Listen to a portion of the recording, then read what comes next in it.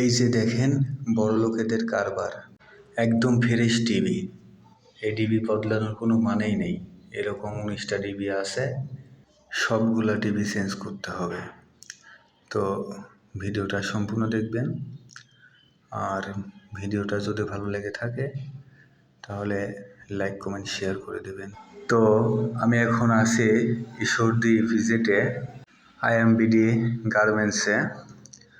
তো এই গার্মেন্টসে পুরা ওয়ারিং খুলে নতুন করে করতে হবে, একদম ফ্রেশ ওয়ারিং, তারপরেও নতুন করে করতে হবে। সব ওয়ারিং খুলে ফেলে দিতে হবে, আর নতুন করে কাজ হবে। এখন কাজ হবে অন্তত 6 মাস।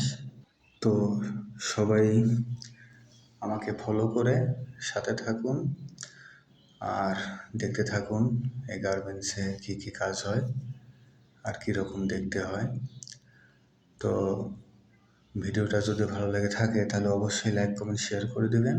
তো ফলো দিয়ে সাথে থাকুন।